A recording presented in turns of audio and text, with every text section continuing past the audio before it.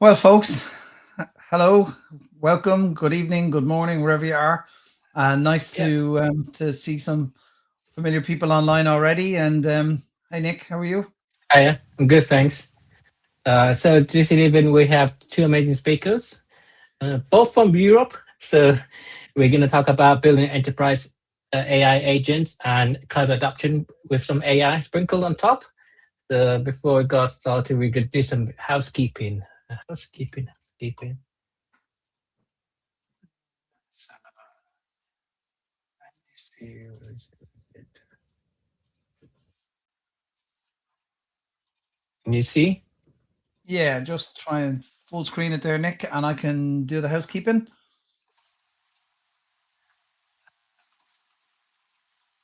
Yeah, Okay.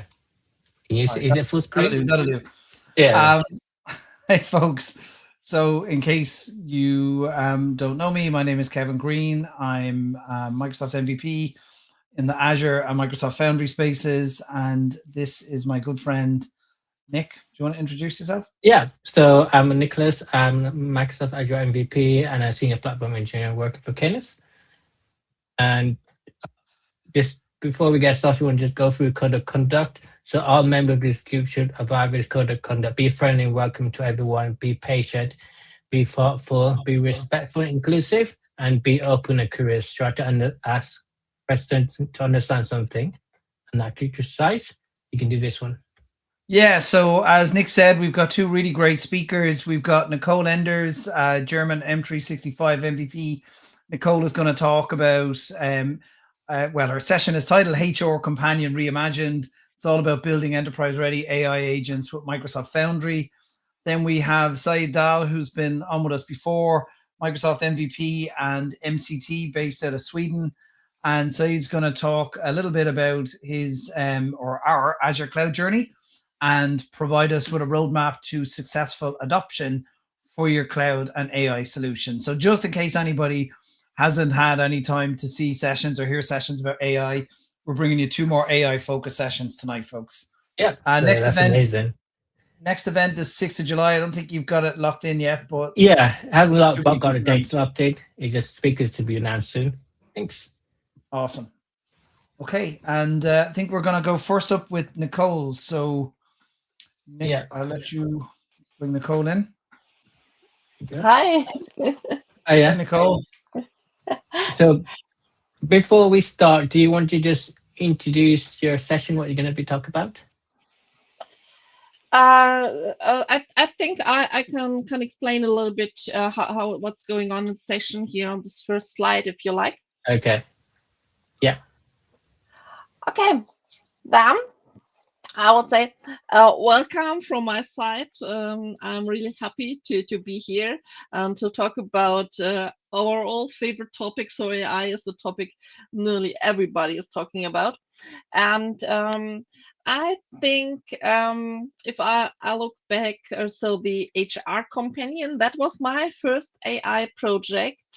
So it's a topic which is there is I think my standard topic for the past 2 years. And I said, okay, HR companion reimagined because everything is changing so fast. So I will tell you how we started. It's a project we did in our own company, and then how it's going on today, because I think every week, so every Monday when you come out of your weekend, you see, okay, what's going on, what has changed, is there a new LLM, is there a new tool or whatever, what about your solution you are building. So it feels a little bit like you are never finished with your solution, or you have to say, okay, I'm finished, but if I would start today, I would do it maybe in a complete different order, or I would do it a little bit different. So you will hear a little bit during the session what has changed during the time. And I thought, okay, maybe some of you face the same challenges. Maybe you have not the HR process, maybe you have another business process in your company, but you can adopt it and say, okay, I want to change my process, and what do I do when I face this or this challenge? So that's what we see in the session. Here, our example today is the HR process and or the different HR processes. And if you don't know me, I'm as they said in the introduction, I'm located in Germany. I'm working there for an IT consultancy as a lead developer and evangelist. So I love to talk about new stuff. I'll love to explore new stuff. And that's why my company says, okay, you can go and spread the word. You can talk about everything you are passionate about. And for me, it's everything around Microsoft. And yeah, I'm a Microsoft 365 MVP. So my career started with so stuff like SharePoint, and then I did a lot of Teams and Power Platform and whatever. But then Copilot came up, so I said, okay, I want to know how Copilot is working, and there was a little bit of Azure know-how at this time, but I said, okay, maybe I need to get a little bit more familiar with this. And then I started with Azure, mostly with the Azure OpenAI Studio, and then it went all the way up to the Microsoft Foundry node nowadays. Yeah, so that's why you see here that I have a mix. So I'm doing a lot of stuff in the M365 area, but as well now as in Azure and with AI itself. So it doesn't matter which tool you are using, but if you are using AI, you see that you get familiar with other tools a little bit easier as you did this in the past. Yeah, and if you want to contact me, I'm pretty sure you find me on LinkedIn. So that's the channel which is most active.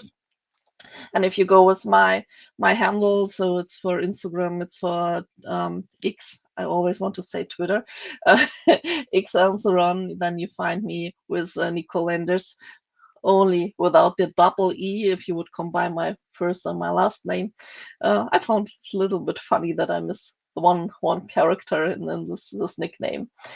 Yeah, but let's start. Let's talk about the HR companion. So first, I want to start with the challenge. So why HR needs more than a chatbot? So a chatbot, from my definition, is this question answer thing. So all the old chatbots and agents we have out there, which are not working in a really human way. So you ask a question, and if you don't use the right buzzwords, then you won't get a good answer. So we need more than this. Then about the vision, what is the HR companion about? Is it only a chatbot who understands us, or is it something more? And then point 3 is more about our journey. So when we started with the Azure OpenAI Studio, that was really hard compared to the Foundry today.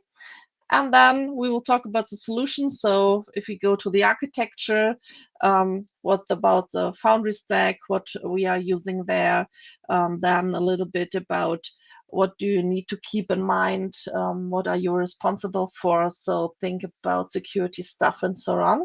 So that's something, for example, my colleagues do quite often, because I love to do the architecture and maybe a little bit of the, I call it fun stuff, and then the hardest things they are done by one of my colleagues. So if they are looking about securing everything, and at the end we want to the people to use our HR companion. So think about a rollout, think about change management, the expectations people have when they're using your agent, what's going on there. So you see, it looks a little bit like a classic software development project. So we start from the requirements, we end up with a go live, and that's our agenda today.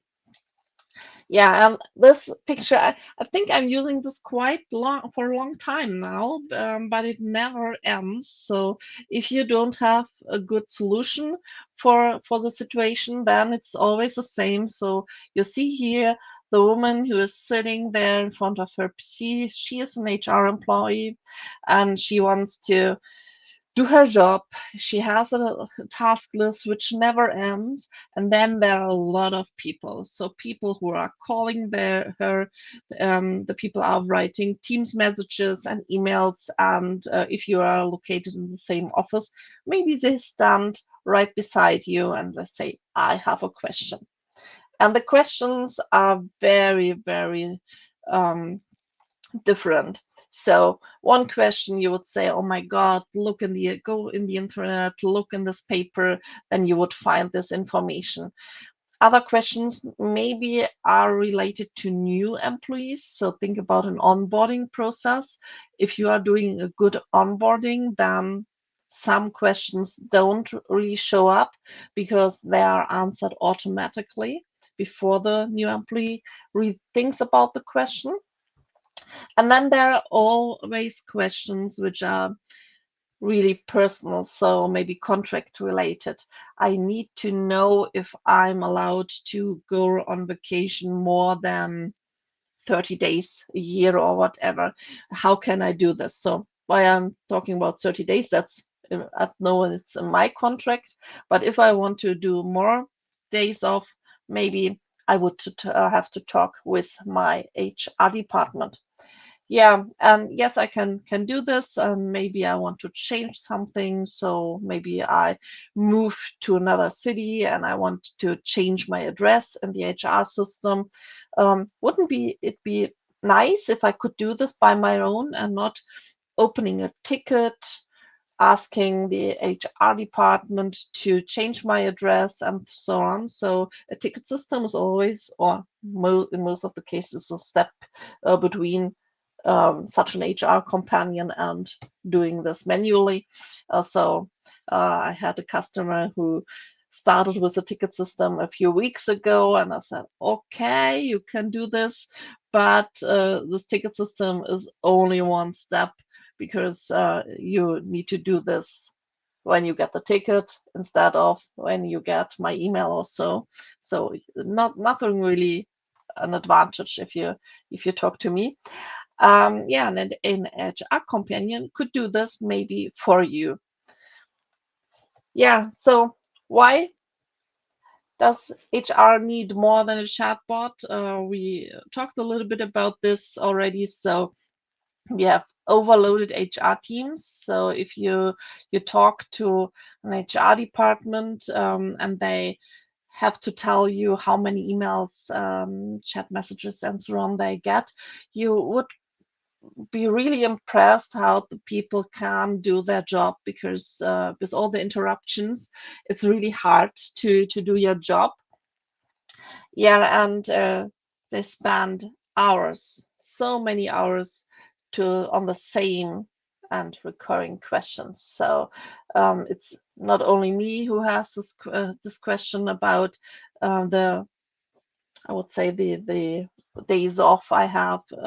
It's many people, and it's the same about some organizational rules which are owned by the HR department. So every single day they are doing something repetitive. So maybe that's the first part where we can help. And if you look on the other side, so the employees, if I have a question, I want to have the answer immediately. Yes, I can wait, but if you ask me, I want to have it immediately.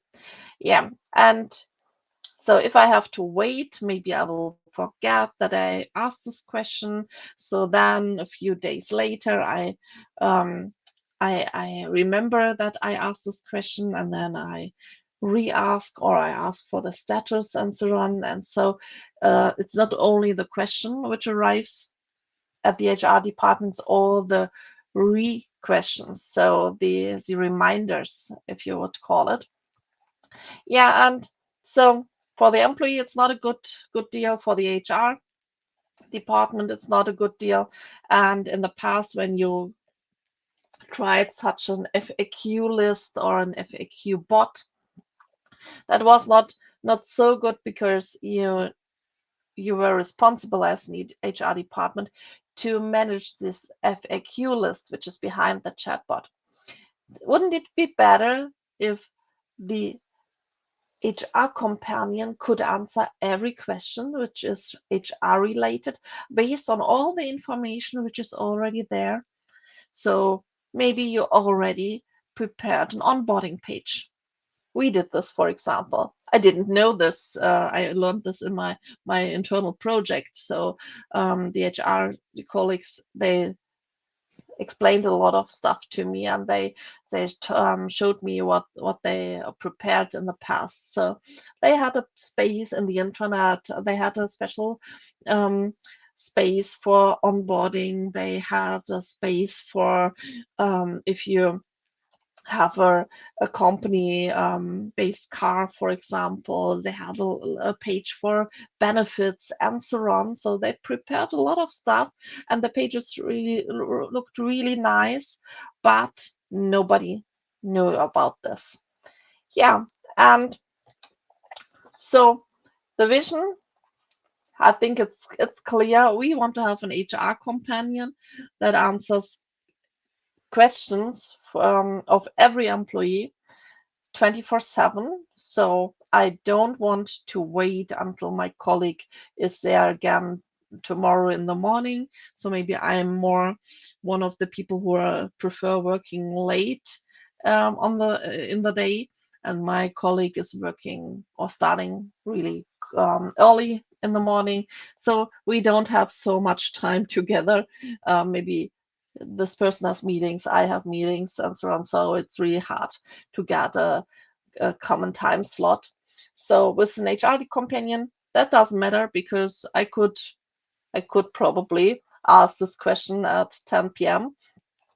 and I would get an answer, because the answer or the information for the answer is there. Yeah, and so it becomes a trusted entry point. So you don't need to think about which person you ask first at the HR department, because first you ask the HR companion.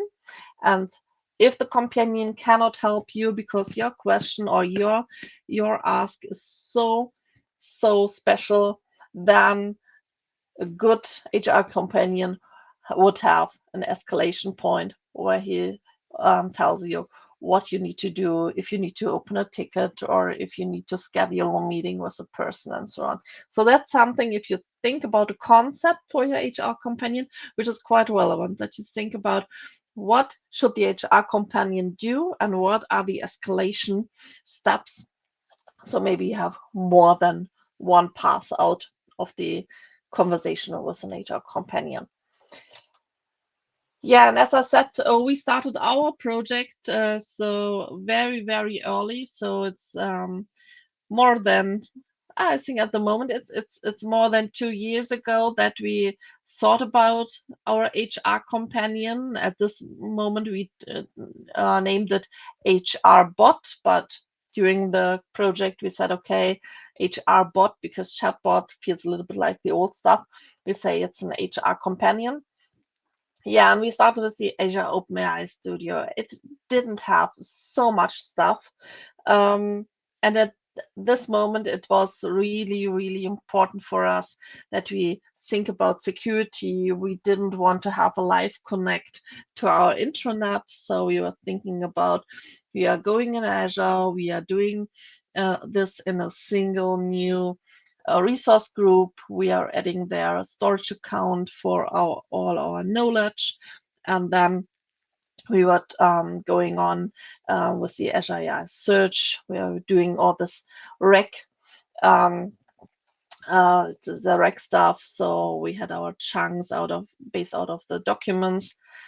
We learned that we couldn't really use the pages from our internet. So we said, okay, maybe it's a workaround that we save our pages. These were SharePoint pages. We save them as PDFs. So if you use a print functionality of your browser, and then we added all the stuff in the storage account. We had our Azure AI search, and then we were thinking about which LLM is the best. Yeah, and at the time when we started, the GPT-3.5 was the best one. And then we went all the way up, what nowadays the GPT models are the best ones.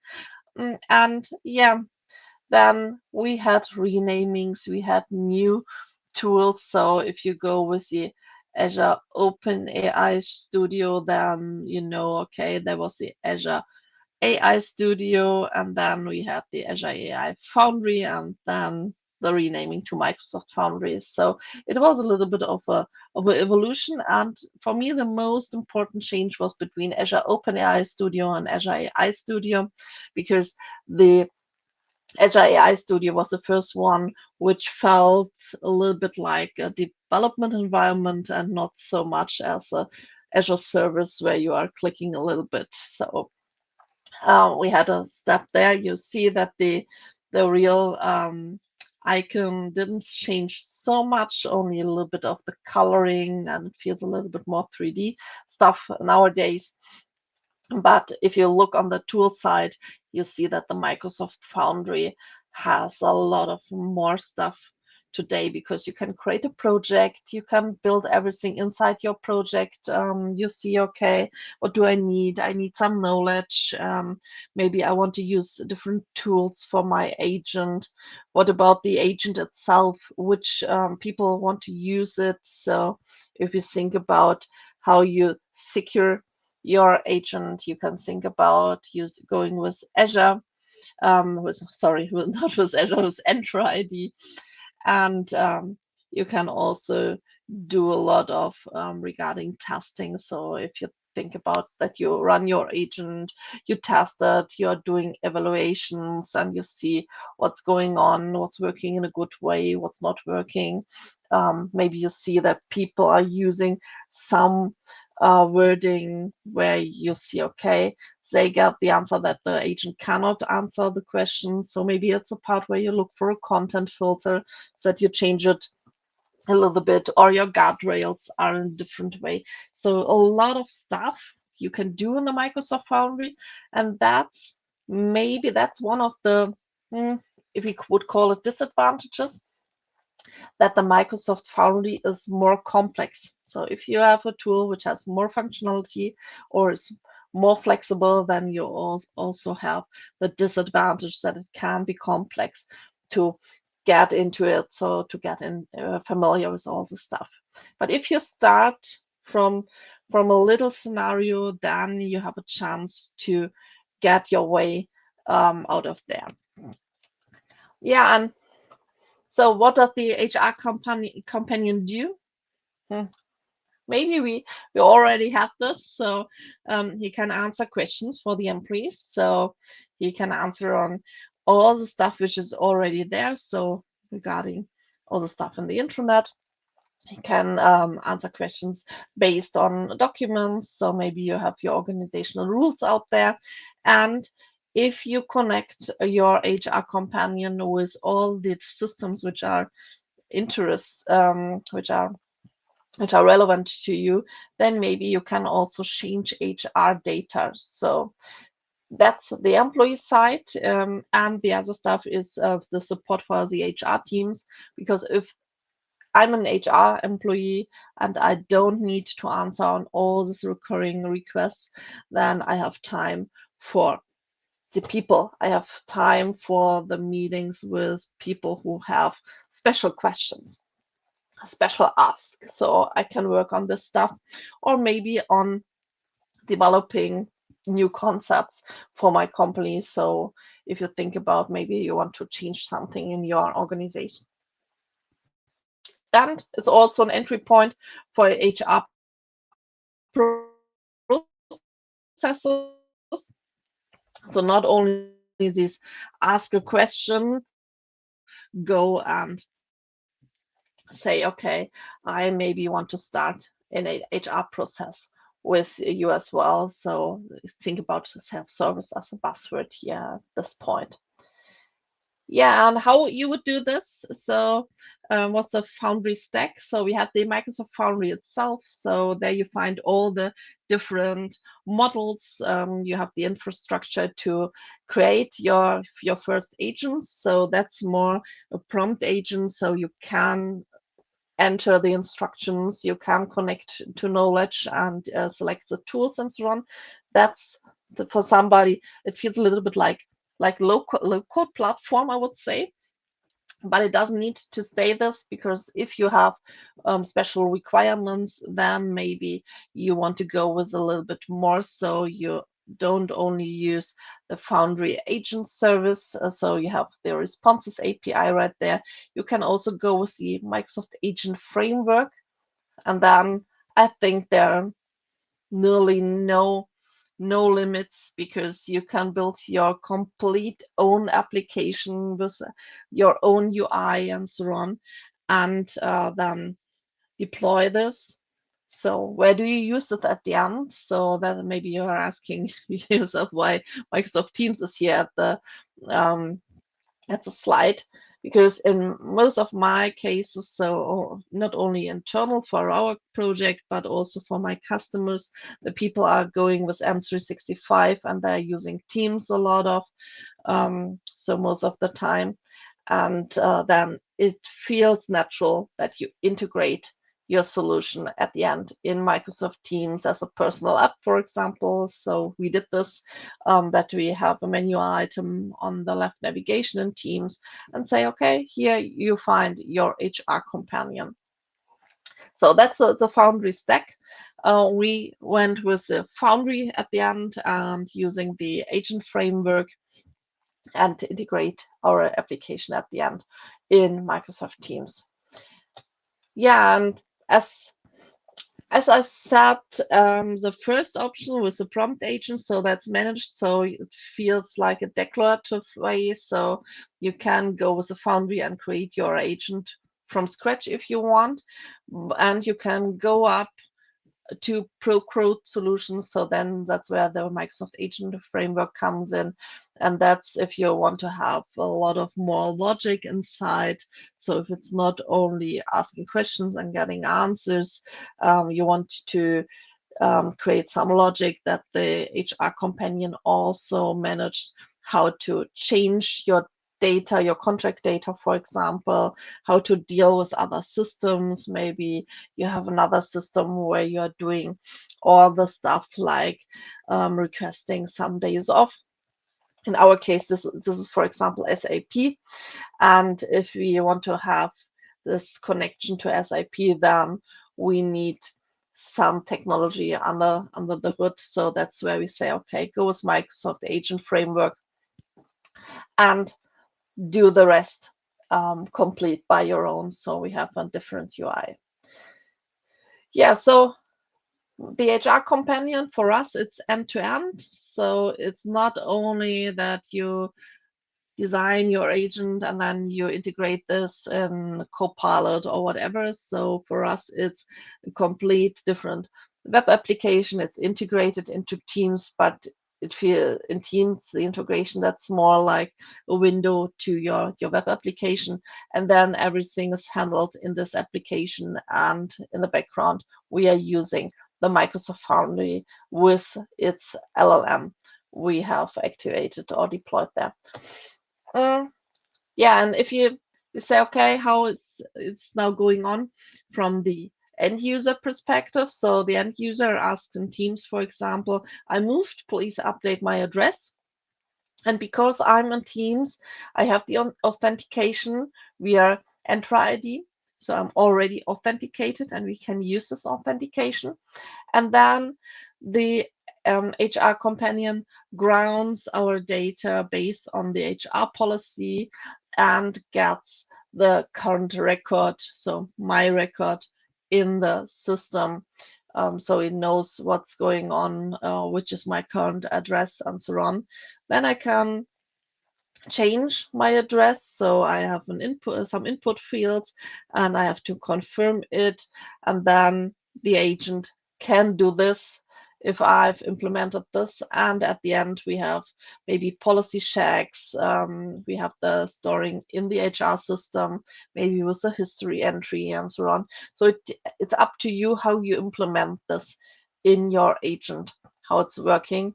But the main part is that the agent understands, okay, I move, please update my address, is going in the direction that I call the HR policy to check if the user is able to do this. And then I get the record of the current user and at the end I store this in the system.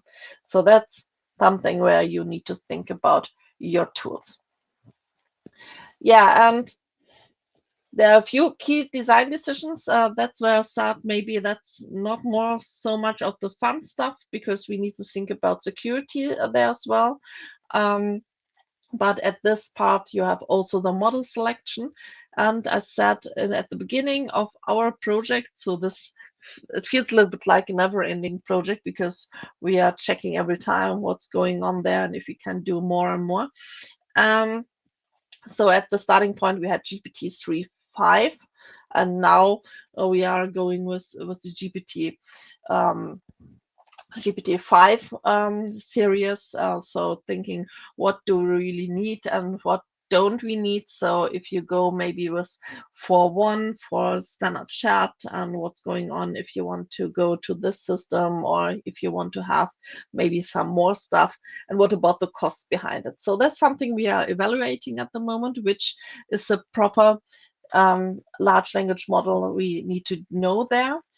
Grounding is not so much to do anymore, because we have our HR knowledge, we have a lot of documents which are there, and we are going with the Azure AI Search or Foundry IQ, as you would call it today. And there we have our solution right there. So that's a little bit other aspect. So if you think about grounding, then you need to ensure that everybody has access to the data. So even if you do a relation, so for example, if you would have your documents in SharePoint, you need to know that everybody has to have access to this data, because if people don't have access, then the HR companion wouldn't give some so good answers.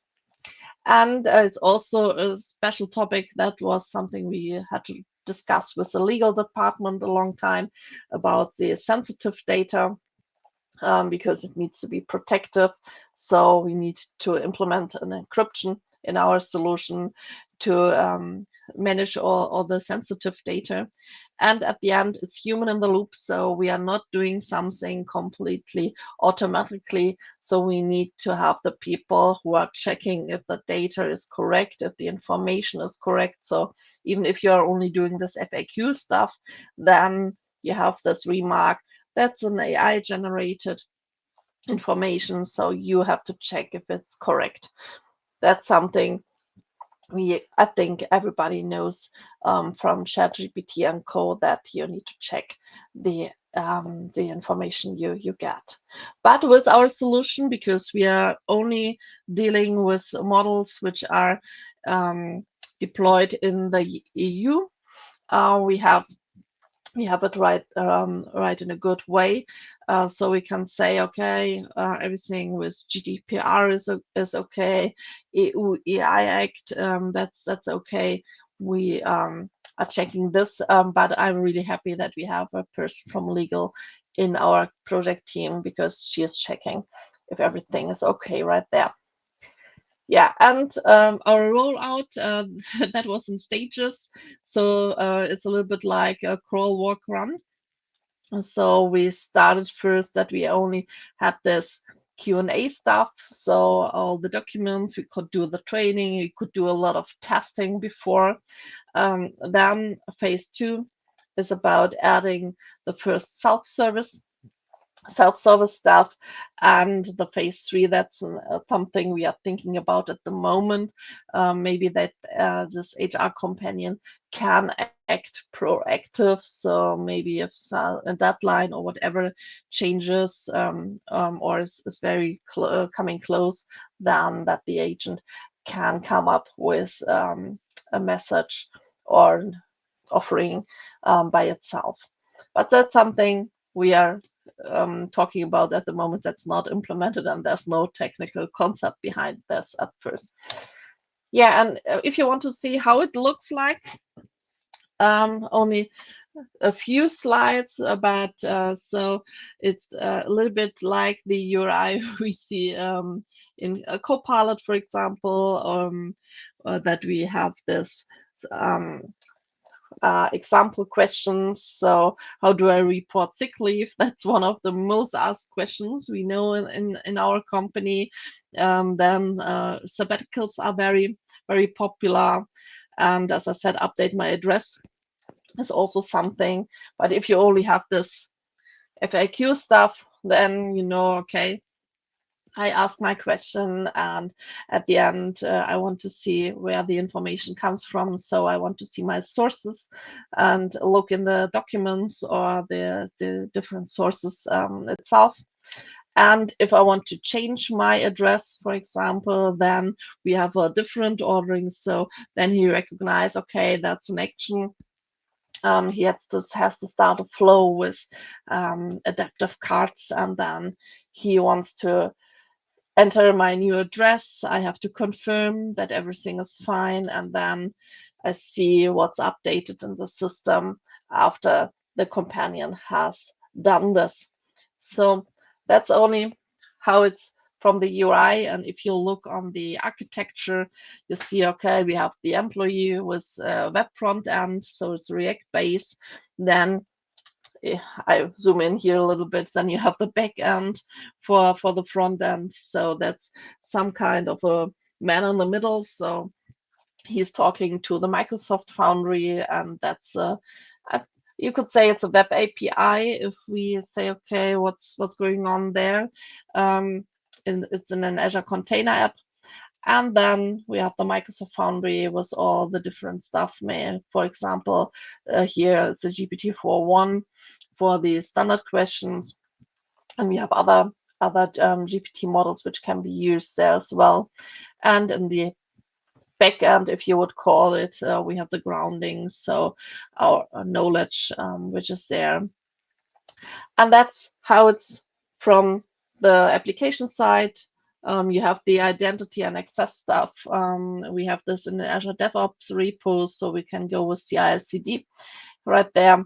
And something where another colleague is a little bit more working on, but I want to check this in the next weeks, is the observability part, because we want to check what data is collected there, what can you get out there, because if you want to talk to a working council, they have to have some special questions, which data is collected and who can access this. That's something we need to get a good answer right there as well.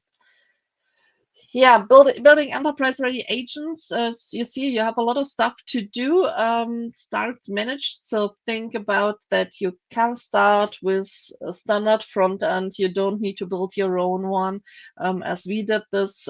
So maybe you're not going with Procode first, and you go do this with the Microsoft Foundry itself. Ground your agents. So think about that. You have sources are already there, which can be your source, and set help boundaries. So what can your agent access and what can he? And at the end, we need all the humans in the loop. So if something is there where you have an action which should be executed, then there should be an approval or check. Yeah, trace and evaluate, as said, I'm not so familiar with, but that's also an important topic. And then think about that you don't do a big bang, so ship in stages, so the people can learn how to deal with your agent and then get more functionality, because then you get really cool feedback and the people aren't overwhelmed. Yeah, and if you do this, then you have a lot of stuff you can do in the future. So I could say here, build for today, not for yesterday. Maybe also not for tomorrow, because tomorrow you can build again for today. Yeah, and that's all I have prepared. And I don't know, do we get questions right here, or do we go to the next question? So I think another way that you can do it is that you could probably use skills for Copilot, give it like some instructions as well. So that's an interesting way how you do Yeah. The HR, the agents. Bring Yeah. Kevin in. Yeah, we were also talking about Copilot in the past. We decided to go with the Foundry because of the licensing stuff. It felt a little bit like you can try it better in a not so expensive way with the Yeah. Foundry as you would do this with Copilot. But yes, yeah, Copilot and skills and then building the agent, that would also be an option. Yeah. It's an interesting end-to-end thing that you did. So is this what you use at work at the moment? Or is it just something that you build? Yeah, we as I said, so I said we have three stages, and the third one we are working on. You can divide the first and the second in 10 parts or so each. So we are using this in the company, but we did a lot of smaller steps. So that's when we Nice. tried and got a new LLM in it, because we said, okay, now we want to get feedback. Then we added another data source and so on. Then MCP came up, and I said, okay, I want to check how it's working. So then Yeah. what's the next source and so on. You guys got any questions, Said, Kevin? No, and I was just checking the different channels for questions coming in from the viewers. So nothing come in, Nicole. So seems like you've explained your topic perfectly. Thank you. How long is it end to end? As in, did you involve testing in some of the phrases? Testing, so not for the LLM stuff itself. Yeah. So that's something we don't have a good solution at the moment, but we said, okay, because we have our CI/CD pipeline and we did unit tests, so for everything Yeah. we're just going on there, but for the special AI stuff, that's something I'm missing at the moment. Yeah. Okay, cool. Said, any questions from you with Nicole? No, it was really interesting to sit Yeah. and listening to Nicole to understand how she built the solution for the end user. That was really interesting, actually. Oh, that's cool. Okay, thanks a lot. Perfect. Nicole. So It's been a yeah, good session. I think if there's any additional questions come in, Nicole, I know it's late where you are now in Germany, so feel free to drop off and we'll get those questions to you if you need to. Thank you so much for your time. Okay. Yeah. You're welcome. Thank you for having me. No problem. No worries. Thank you. See ya. So next up we have Said. Said, do you want to just make sure you can share your screen? And yeah, I already shared the screen. I just need Nicole to. Nick just needs to no. bring it Yeah. up. Sorry. Yeah, it's the there same we time go. zone. That is the same time zone as in Germany. Yes. It is right. We were just talking about time zones offline as well earlier. Yeah, it's the same time. So you got the graveyard shift. Yeah, feel free to stay if you want, Nicole, to watch his session if you want. Yeah. By all means. Okay, Said, over to you, buddy. Yeah, let's just start. Yeah, so first of all, thank you so much to having me again on this stage. Last time that I've been here in your amazing user group, it was like 2 years ago, if I'm not mistaken. Yeah. But time passed pretty much fast, and basically I'm so happy that I'm back on this stage. And thank you so much for all the things and dedication that you have into Microsoft community. It's appreciate a lot. Good. So let's start with that. Today we have a topic called Azure Cloud Journey. And to be honest, this is based on a real story and real experience that I had with one of my customers. And because of the customer environments, which was included cloud, hybrid cloud, and their on-premise resources infrastructure, and also because they were moving very fast to AI, I had the opportunity to go through this journey together with them and be able to, let's say, build this story based on my experience. I used, I'm not going to use the company name, but I used the old demo company from Microsoft, the Contoso, as the name of this company, so you can see inside my slides. And also I try to make the slides a bit fun in based on some kind of comic books and so on. I think it's going to be fun a bit more. So with that said, who is Said? So my name is Said Dol, Microsoft Azure MVP for hybrid and migration. And also I'm honored that I'm Microsoft MCT leader. Plus I'm head of public cloud and AI at our company Opheads. And also I'm board member of Amazing Global Azure, Microsoft Zero Two, and MS Farsi. And that's why that I had chance to be involved to many of communities, actions, and sessions, and a lot of things around the world. And I have this chance to have this global community to be able to share what I learn or build some kind of platform that all the speakers around the world and also other communities can have this chance to share their knowledge with the audience.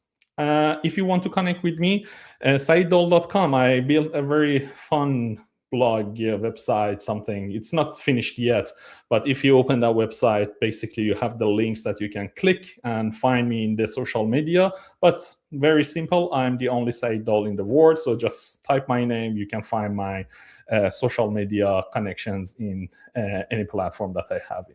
Okay, let's jump from the boring part to the story. So at the beginning of the journey, the customer was dealing with cloud chaos, we can call it like this. And their environment was Spirit Cloud, hybrid cloud, and on-premises, as I've said before. And each part was growing very fast in different direction. They've had outage with their data center. They had high latency, data silos, security concerns, and also the costs were rising very fast. And they were pretty much under pressure from their finance team. At the same time, the company wanted to move forward and start using AI, but their foundation was not ready yet. This was basically the moment when the journey started. Moving step by step from confusion and risk toward the clean, or let's say clear strategy, or stronger strategy with stronger security and building a reliable environment, cost optimization, cost optimized environment, and finally a real cloud confidence. And that's why when I started this journey, I said, okay, then basically it's a cloud that with chaos that I'm going to fix it. So with that said, the customer started basically moving very fast into the cloud with the real problem that it's basically showing up very fast. They had created many subscriptions, and the number of this subscription kept growing. But there was no clear governance around this kind of subscription that they have been built it. And also some resources had no tags. So some of those kind of environment and policies also hadn't any kind of policies applied, that there wasn't any kind of proper monitoring for them. And I identified a lot of security issue based on the access and how people has access to the resources. And basically there was a very simple things that you may heard from many companies. There weren't enough or clear ownership of the resources and also cost for each subscription or resources. So every team was deploying resources in their own way, and the environment became harder to control like every day. So the cloud was not longer just a kind of technical platform for them, and it had a lot of complexity to understand what is going on in their environment. They have had some issue with the connection with their data center, with their services into cloud. They have had a lot of limitation how they can communicate with the resources, a lot of network issue, and of course, unexpected cost for many parts of their environment. And this was the point where we understood that main challenge was not using the cloud, but managing it is based on managing in a right instructions or in the good structure for the environment. Defining ownership, security, and visibility is the main problem. So with that said, after understanding the real cloud problem, we sat down with the customer to understand the situation that they have clearly. So Contoso Retail, that we have it as the name of the company in this scenario, wanted to modernize their application. And basically they built a strong hybrid connectivity and prepare a business for the AI innovation, which is obviously it's really important items nowadays for any kind of organization. But they also had serious concerns. They were worried about security risk, obviously, unexpected cost that was growing very fast, and losing control on their environment. The message basically was pretty much clear that they needed cloud, hybrid connectivity, and possibility to extend to the AI resources to be able to move forward for their environment. But they couldn't, because if they want to do that, they haven't had any kind of governance, visibility, or control. So this became the starting point of the building the cloud strategy, and basically be able to support the innovation while they're protecting their business and resources. So at that stage, I realized the cloud adoption was not just about deploying the resources.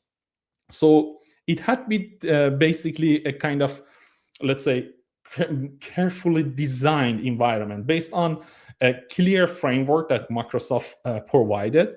And I use Microsoft Cloud Adoption Framework to guide the journey from the strategy to planning, of course, readiness, adoption, governance, management, security, and so on. From technical point of view, basically it meant designing, if you want to just explain what is the Cloud Adoption Framework or CAF, basically it gives you the right idea or right structure of how to design, for example, the landing zones inside Azure, or organizing or managing the environment based on management groups that you have, or how you manage the subscriptions, or basically building, for example, subscription vendings, defining the policies, applying the tags, setting up identity, access to control, and so on. And also proper planning actually for hybrid connectivity, enabling monitoring for your environment, and improve the security around your environment. And of course, you can have a lot of things around controlling the cost of the environment. So these help the customer to understand the cloud transformation that is not one-time deployment. So we need to keep it that mind that these kind of things that I'm going to explain is not like one-time action, one-time deployment. It needs to continue, specifically for the end of this journey, that's basically needs to continue and basically do it based on the proper plan. So it is an ongoing design journey where business goal and also architecture, governance, security, operation, and also all the innovation that you are going to have must work together to be able to build that.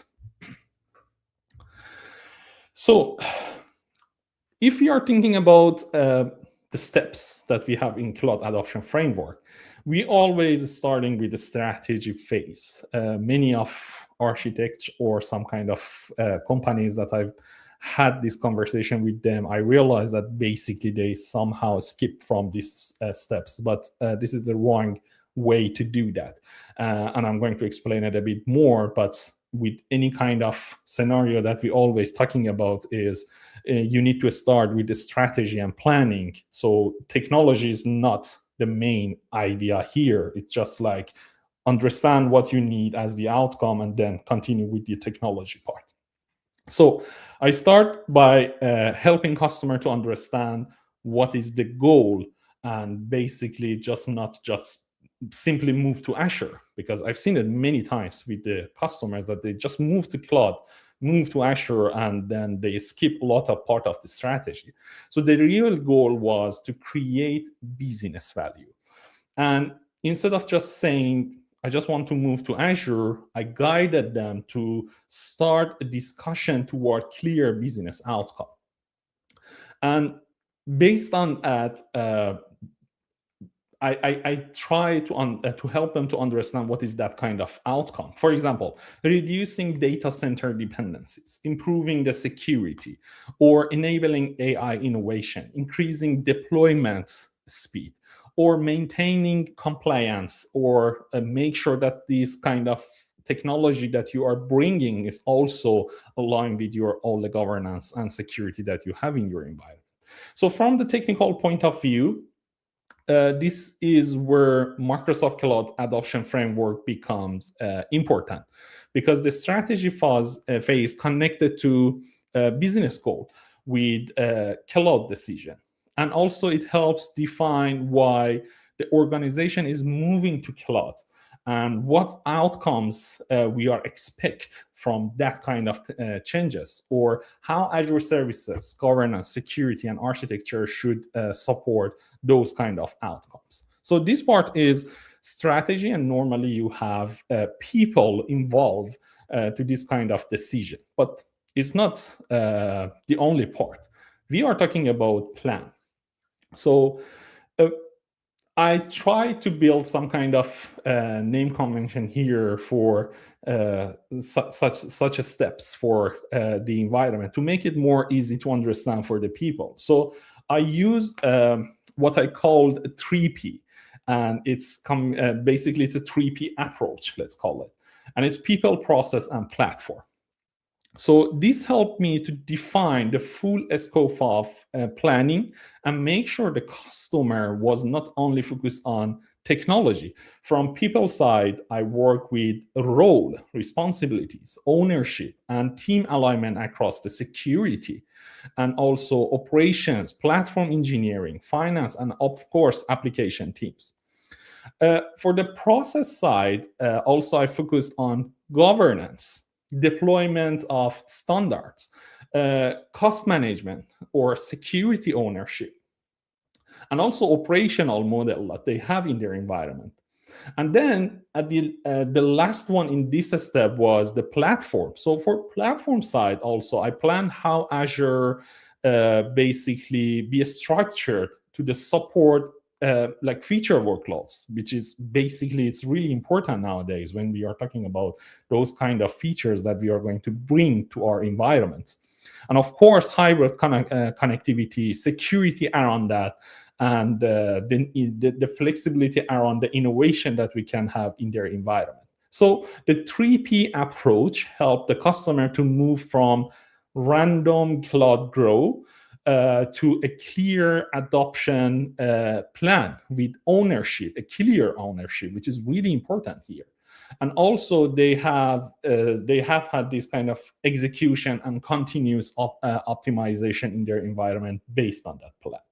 So we were talking about people and stakeholders, how to define the strategy, find a let's say 3P as the plan for the organization. But basically, it's not the end goal here, just to have the strategy and plan. We are middle of the journey.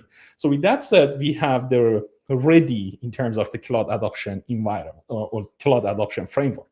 So I moved from planning to building the foundation, a bit more technical part. So before any workload arrive, I needed to prepare the roads, rules, and safety system. And it's all included the system that I was going to build in their cloud environments. So this meant designing and deploying the Azure landing zones. And based on that customer's business and technical needs, I define different ways of that they can have landing zones. Because if you check Microsoft landing zones, you can see a huge map of how is landing zones. But basically, I'm always saying that it's not really necessary to have that big environment. You need to define the landing zones based on the customer business and technical needs. Of course, it's like this as well. So I structured the environment with management groups, pretty much hierarchical system, and then subscriptions, and then defining the identities, access control, of course, networking, hybrid connectivities, like policies for the application and for the resources, also for the AI services. And instead of just letting teams deploy resources randomly, I built the platform first so the customer could grow and have enough control of their environment, security, and they have had the confidence to continue. So this part was related to the build of landing zones.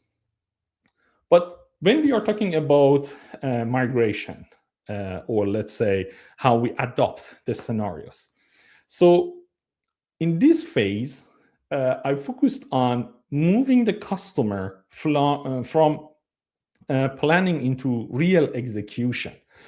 But it didn't basically treat adoption as only migration, because it's not the correct way that we can basically have it in any type of organization. Maybe it's applied for some, but it's not always for all the organization.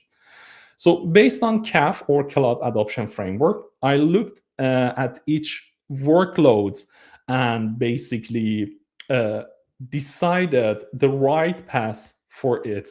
For some legacy system, they needed to basically migrate first, such as like rehosting, building services based on virtual machines, or moving databases, refactoring the applications, and improving disaster recovery. So it was part of that phase.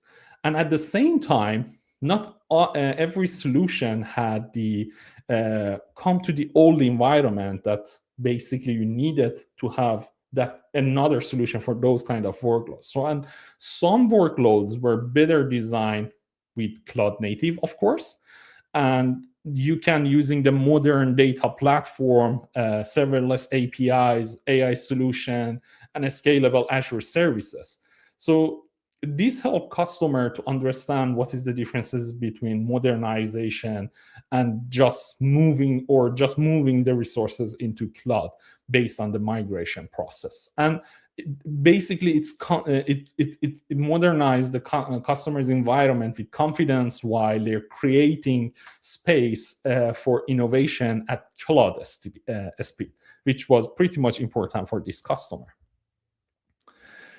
And then we have had the subscription and management group strategy. This one, as I've mentioned it before, it was really important, and still it's very important for all type of the organization or customers. So for me, always, when one of the biggest lessons, basically not in this project, but also for many customers that I've worked with them, was that a good subscription and management group strategy is not just a technical design. So it's really important. It's a control principle. And in the beginning with this customer, they had subscriptions like everywhere. Some were for production, some were for testing, some were for temporary experiment, and also they realized that this temporary subscription that they have created, I don't know, like a year ago, is still there. And a few subscription was basically where nobody know who created them or who was paying for them, which is pretty much weird. And I always say this is the moment when cloud becomes a little like a shared fridge, if you can understand what I'm saying. And if you put that fridge into your office, everyone puts something inside, but nobody wants to clean it up.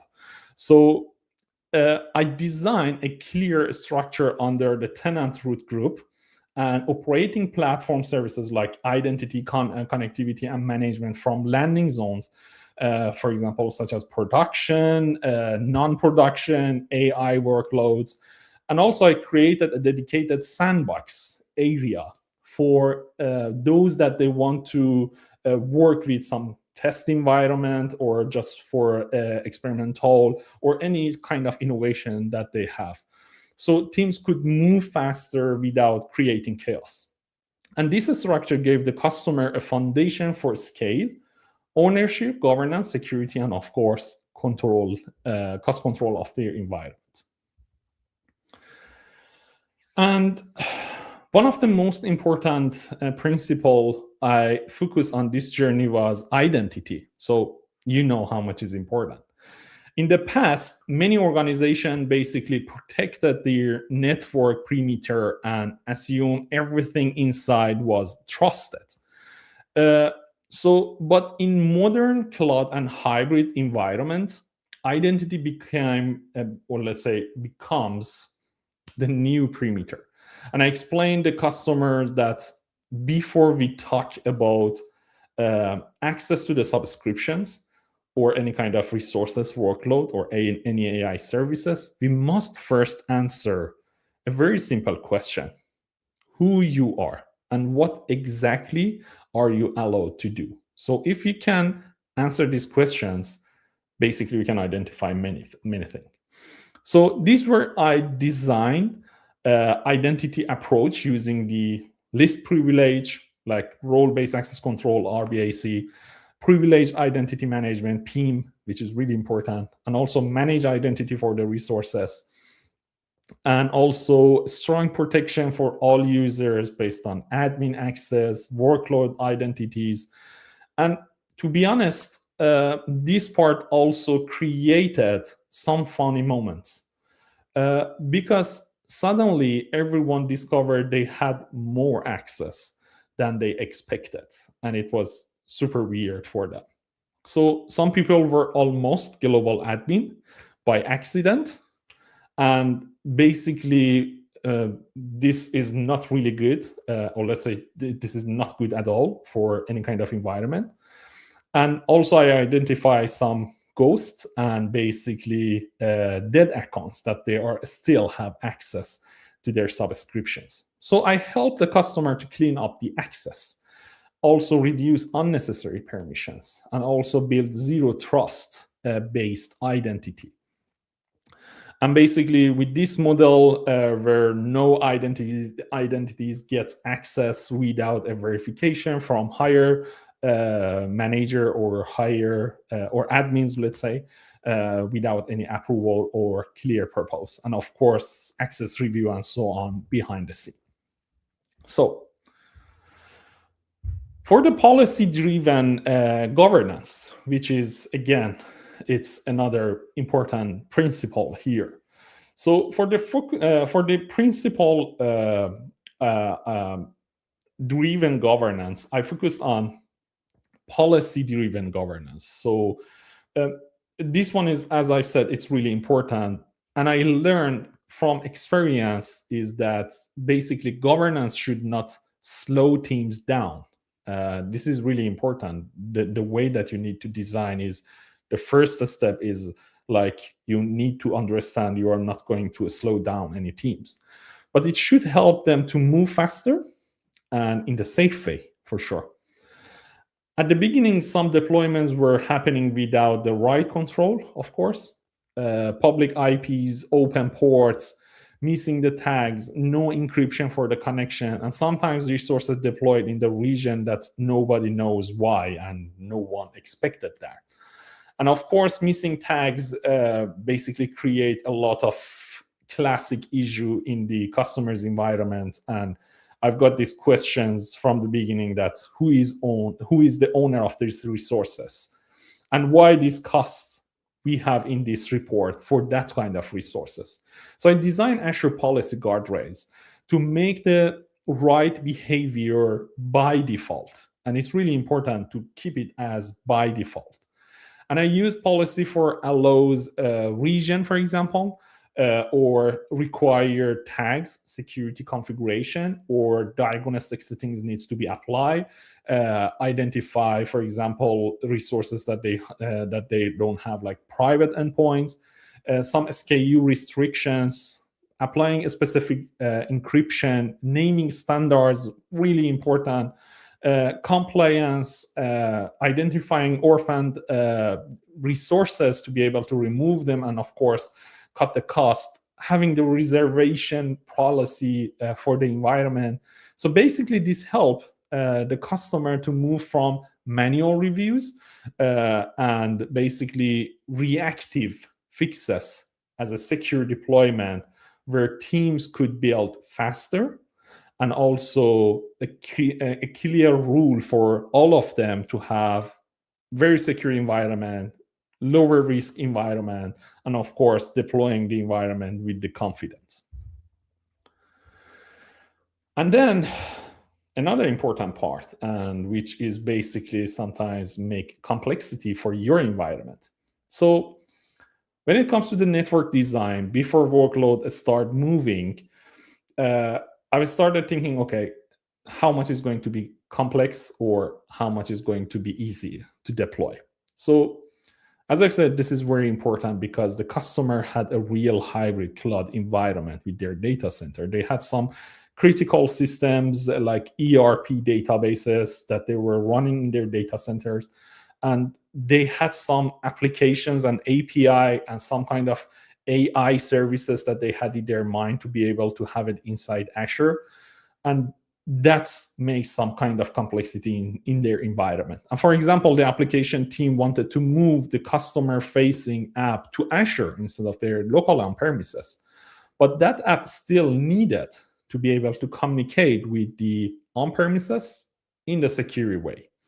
So if the network was not designed properly from the beginning, we could ended up with a routing, very, very simple issue that we were hearing a lot. So we hear a lot about DNS problems, or we are hearing about high latency, open security path, or even traffic going through the wrong places. And honestly, trust me, nobody wants to troubleshoot at the midnight and discover that it was a real problem and it was DNS again. For those that they don't know, DNS is one of those kind of, DNS, it's like always innocent, proven guilty. Until proven guilty. So it's really important to understand how it does work. So based on that, I designed the connectivity ELE and including the hub and spoke design. So I have had the ExpressRoute plus VPN connected to Azure Firewall for this customer and made sure that resources are communicating with each other based on private endpoint. DNS has been built correctly, and routing and also network segmentation, obviously, we needed to have for this customer. So with that setup, we help customer to understand that hybrid cloud networking is not just technical detail. It's basically the foundation that you need to decide how securely and reliably connect each workloads that you have in your environment and make a secure communication between those kind of resources. And as I said, it's not only inside Azure, definitely it's outside of the Azure scope networking system. So we need to identify those things as well. Then the part that's finance team always talking about that. So I learned again that cost is not only finance problem as usual. So this is the architectural concern when it comes to the cost of the environment. So in the customer environment, some resources were oversized. We are talking about how we monitor the resources. And some test environments were running 24/7, which is pretty much weird when you think into some kind of environments. And of course, some kind of temporary resources that have been live for a long time. And it basically, they were some part of the testing of the any kind of project, and they basically needed to be removed. And we've had a funny moment was when we found a resource nobody owned, and basically everyone looked at each other in the meeting and they saying to each other that it was already there when I joined. So it was really common scenario that people talking to each other and say, yeah, I don't know, it was there. And basically, that is exactly why I treat the cost optimization as part of the design. Not as something that basically we fix for the end. It shouldn't be like that. You need to consider it as the plan and strategy and every single steps that you're taking here for your cloud adoption. And I help customer use the proper tagging, budget alerts, right sizing, saving plans, and also clear ownership for each workload that they have. And also I focused on turning off unused resources based on, of course, the policy.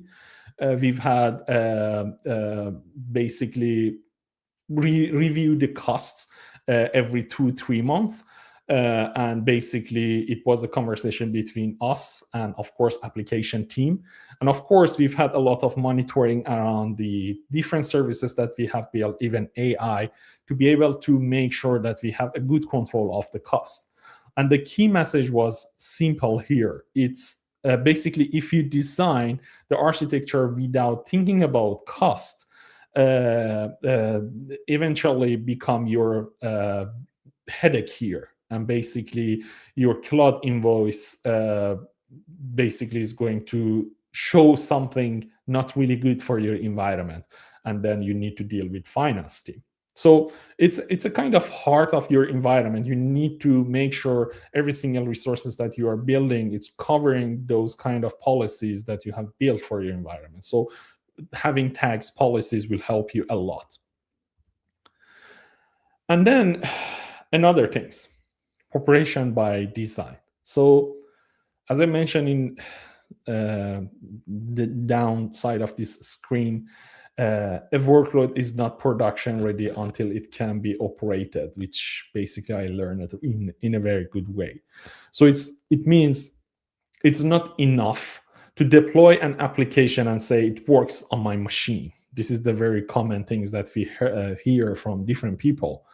And basically, maybe you can say it in cloud language that it deployed successfully. That is only for the beginning. And for this customer, when I help them, basically, I help them to design the operations from the start, including the centralizing the logging, monitoring, the alerts, backup, disaster recovery, incident responses, patch management, change management for the environment, or deploying any type of automation that they need to have for their resources. So we also define the practical things like RPO, RTO escalation path. And basically it means who should respond when something breaks. And funny moment was when we asked who gets the alert 2 a.m. We asked this question to customer, and suddenly everyone became quiet. So no one was basically in charge to answer to that question. So the silence was a very strong architecture signal for me. So I helped them to move from reactive firefighting to more mature operating models. And basically with that said, workloads are monitored, recoverable, automated, and continuously improved for the environment. And if we think about the message that we've got here, it was very simple. If you want the cloud confident, you must design, and not only design it for the deployment, but also it should be like for or let's say day 2 operations. So we need to make sure that everything is placed in terms of the design that we have for any kind of operational system. But we were talking about a lot about migration, how to move to cloud, and so on. But let's talk about the second part, which we've had for this customer, the on-premise part. So I explained to the customer that hybrid cloud is not an exception. Definitely it's not. And it's a reality for most organizations, honestly. So in this case, Contoso Retail, the customer, basically was not living in a single cloud world. They have had resources in different places. They had critical system in on-premise data centers. They had their business applications, which basically delivered as a SaaS. And it was a workload running in Azure. And also they have had some resources, or let's say services, in the other cloud, which was one of them, GCP. And also they had 2 different devices as the edge location for some kind of IoT devices. So collection of all of those kind of resources, basically, I was thinking, okay, the challenge was not only to connect these places together, but to create one secure, reliable, and consistent experience across all these things that they have. For example, an application in Azure still need data from on-premise. Users needs to be identified and basically authenticated based on the identity that we have built for them. We need to have some kind of report system for the AI. Differently, we have some kind of monitoring and service from the trusted environment. And of course, the funny part was where every team called their system the main system. I've heard it a lot from different departments that this is the main system. So the architecture diagram started to look like a family dinner where everyone wanted to sit at center of the table. So in that case, as an architect, I had this role to bring all of these pieces together with the right connectivity, identity, security, governance, monitoring system, and operational model that I mentioned earlier.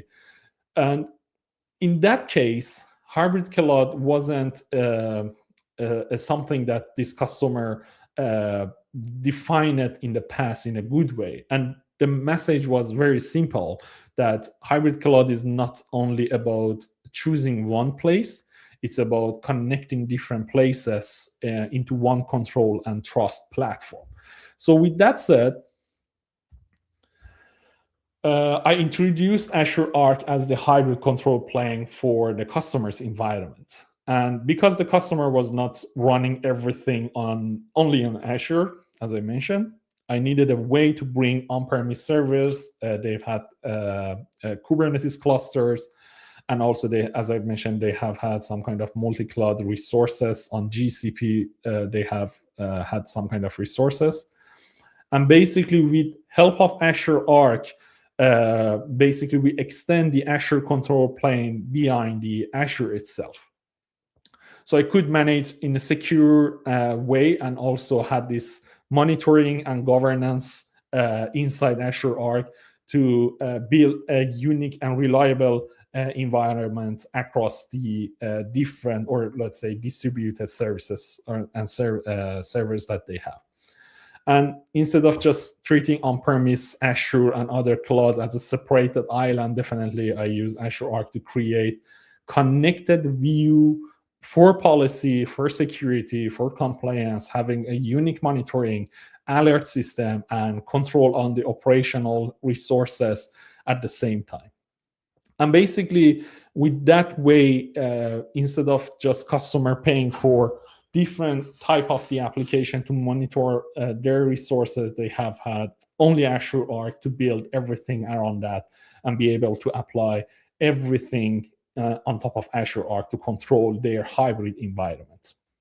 And with that said, of course, we had this chance to extend more resources to their customer base, to this customer to be able to control their environment and bring more options for them, and also for their data center to extend their resources. So let's jump to the AI part that we can consider it as the third part of this scenario.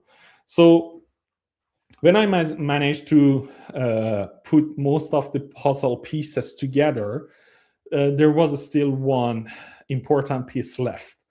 So the customer was already thinking about AI, but I wanted to make sure the conversation was not only about let's build a chatbot.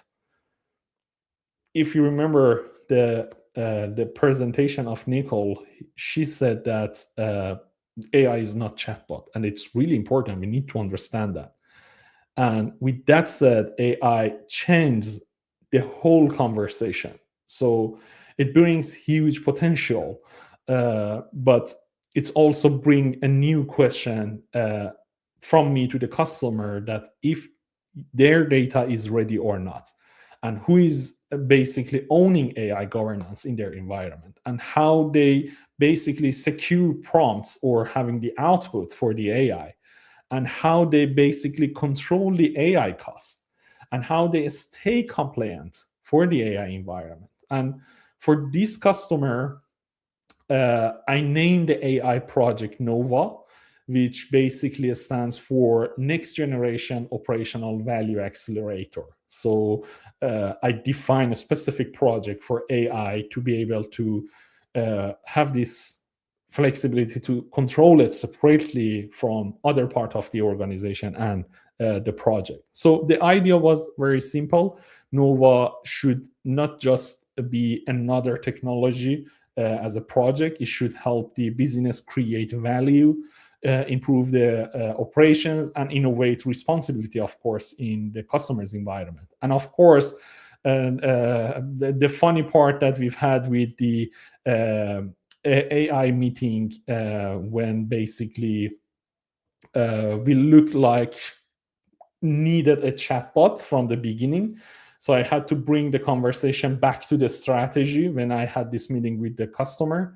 And basically, I said AI is powerful, but without trusted data governance, security, and cost control, it can easily become another source of the cloud chaos. So we need to understand, for any customers that we are going to build AI, we also starting with the strategy. So after I defined the NOVA as the AI initiative, I moved the conversation to one of the most important areas, which is the security around AI. I explained to customers that AI security is not only about protecting the AI model. It's completely wrong. It's about protecting the full environment around AI. So it's including the identities, secrets, prompts that we are using, log, or response event that we are getting from AI, or even user behavior connected to AI. So before building anything, I started asking the important question from customer, and it was like how to verify user identity, and how are secrets protected. Is data encrypted in a proper way? Do we need private endpoint? Who can access to the prompt logs, and who is responsible, or how we can cover the different way of the AI service response? Is it should be anonymized data when it comes to the data with AI, or it needs to be pseudonymized? So how we can prevent the data leakage, and how we can basically monitor every single point of the AI. And the funny part was when someone said, but the AI is enough smart to basically take care of itself and make it secure. And I said, yes, AI is smart, but it still needs architecture. So even superheroes need a seatbelt, right? So I designed the AI security approach to strong, with strong identity control, security networking, protecting the secrets, data encryption, private access, monitoring, and governance. And the key message was pretty much clear to me, that if AI is going to create business value, it must be trusted at the first step. And it needs to be secure and controlled by another system or monitoring from day one. So it's really important that we understand this kind of security around AI. And then for the next part, if my, okay. Cost optimization. So after security discussion that I had with customer, I moved to another important topic around AI, of course, which is about AI cost optimization. Basically, I explained to the customer that AI is powerful, of course, but it's not designed and monitored properly. If it's not basically designed and monitored properly, the costs grow very fast. And in Nova project, I didn't want to the customer to only measure how smart solution was that I built for them. So I also wanted them to measure how much basically value each request creates on how much and how much is the cost. So I started asking practical questions in this regard, like what is the expected usage pattern in their AI environment, and what kind of models maybe they think that it can be used for their environment, if they need any kind of cache system for the response, how they want to save the data, how they are going to use high value requests and low value requests in their environment, how they are going to control the environment, and how to really understand the cost per business transaction. So it was really important to understand every single part of this design when it comes to the AI cost. So I try to help customer design AI cost control from the beginning, including model right sizing or some kind of type of the models that they are going to use, some prompt optimization, of course, adding caching, and also request monitoring for the AI resources. We've had the budget alert for a specific resource and subscription for the customers. And also we've had continuous review for the environment. And if I want to give you a key message is basically AI should not only measure by usage, but also it should be measured by value and the cost. So if you do the calculation, you can see, okay, what is the value of using AI in the environment? And like as many other solution in customers, or let's say in Microsoft ecosystem, we have AI landing zones. And with AI landing zones, basically, you are building a specific landing zones, as I mentioned about, for example, Azure landing zones, to be able to cover different aspects of the AI services that you have, include the security models, how you create the guardrails, monitoring, how to define the resources, how to connect everything together. And that landing zones is something that you can apply different tags, different policies, security layer on top of that to have everything in the well-designed and well-architecture system. And of course, when it comes to well-architected framework, which is WAF, after discussion around AI, security, and cost, I realized no one need more than an AI model. Of course, it needs to have a proper home. And basically, it was part of the landing zones that I have created. So you can imagine that AI that you are going to create, it's following the landing zones that you have in your environment. And then, of course, when you build that landing zones, then you have all the things around that in terms of a well-architected framework and how you can create or reuse Azure resources to be able to create a unique system, including the different API layer for more security, and how you define the data sources for your AI in a secure way, how you define the vector search and grounding the data for your AI solution. And let's jump to that one. Okay, so at the end of this journey, the biggest lesson for me was pretty much clear. Cloud Confident does not basically happen by accident. And it comes from good design, clear strategy, a strong governance, and continuous improvement for all the journey. And this customer journey started with a lot of chaos, too many subscription, unclear ownership, security concern, raising cost for their environment. They have had complexity in their hybrid environment, and also growing interesting to have AI as a solution. And step by step, I help the customer to turn the chaos into a structured cloud adoption journey. So we started with the business outcomes, which is really important, and not technical or technology to be able to use, as I mentioned it earlier. And also we used a cloud adoption framework to be able to guide for every single journey or steps that we have in the journey. And then we came with the 3P approach: people, process, and operation, and platform, so basically, we try to define the planning scope and basically the well-architected framework to design a secure, scalable, and cost-efficient environment and workloads for the customers. And also, operations become part of the design, not something that's added later.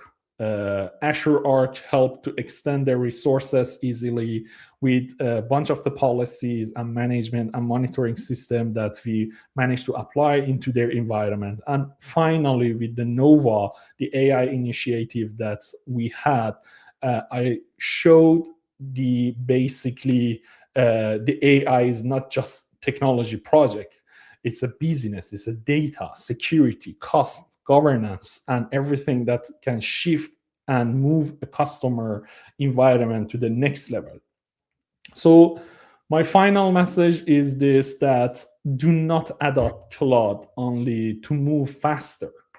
And you should adopt cloud to move smarter, build the foundation first, connect your environments in a secure way with identities, with govern your platform, control your cloud adoption, and also, control the cost, and make sure that you are following the Microsoft Cloud adoption, which is basically can be applied to your environment based on different layer of, or based on the business need and resources that you need for your environment. And of course, it's not one-time deployment. It's a journey, it's a learning, it's a building, improving, and basically leading you for the next step.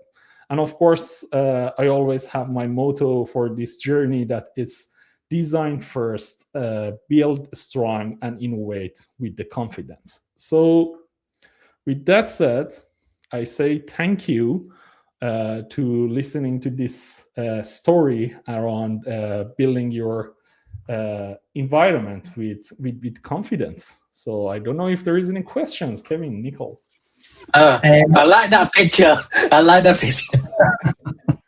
That's the hoodie. Hey. That's the hoodie that we got at the MVP summit, right? Yeah, yeah. Yeah, thanks to AI, it's basically helps you to bring your idea into picture. Nice. Yeah, that's awesome. So this whole topic is something that me and my team do on a daily basis. It might not always be for AI workloads, it's for whatever workloads. And I think you explained it perfectly. Saeed, like, it is all about that design, that planning, what some folks might think is the boring stuff, right? You know, we want to spin up AI. We haven't got time for all that boring landing. What's a landing zone? We don't care about that. We just give me, I want to, you know, but if you do it wrong and you've highlighted the dangers, or not even wrong, if you just rush it and you miss things like the security, the governance, the cost management, simple things like that will just turn. And we've seen it time and time again where customers who maybe wouldn't have been our customers originally, maybe Microsoft comes and said, hey, can you help out this customer? They're not too happy with their Azure deployment. And it turns out, hey, whoever deployed the landing zone for you didn't consider some things like policies to block certain SKU sizes from being allowed to be delivered. Maybe regions to be blocked outside of Europe to support GDPR.